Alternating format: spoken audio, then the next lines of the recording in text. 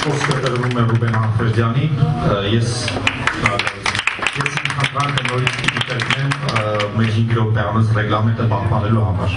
Շնորհակալ։ Ես ավելի քիչ խոսեմ կամ մնացածները ուղղակի մենակ կարող եմ ասել, որ այս ամեն ինչը գալիս է անգրագիտությունից եւ մեր կառավարիչների անգրագիտությունից։ Երբ որ ես ինչ-որ որևէ բան բացական ուզում եմ խոսել, իմ ամենասիրած վեպը Ռաշպարների կանչնայից ասեմ, մեր առաջին պրեզիդենտը կարդացել էր եւ չերացացել այդ վեպը, վերջին երկուսը պարզապես չեն կարդացել։ Բոլոր չարիքները գալիս են տգիտությունից եւ այսօր մեզ իշխում է տգիտությունը, նորի մեծություն տգիտություն, այսօր մենք պետք է անելանանք միայն մեզանից, ոչ թե պրեզիդենտներից։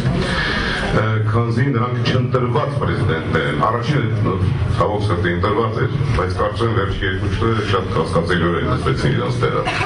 Ես կարծում եմ, որ Սերժ Սարգսյանը, որը այսօր ղեկավարում է մեր երկիրը, պետք է հրաժարական տա, դրանով ինքը մի քանի ցավից կազատվի։ Նախևառաջ բոլորի համար պատասխան ինքը չի տա եւ վերջապես կգնա հանգիստ իր համար ապրելու։ Ոչինչ միսը կուտեմ, ոչինչ կուտե ժողովրդի միսը, դա չի կարող ես իմ կարծիքով սենց է։ Հենց որ լեզվին, մինչև լեզվին մոտենալը պետք է մոտենալ նախ այդ լեզուն կառավարողին, մեր երկիրը, մեր ժողովրդին կառավարողին, առաջին մարդուն։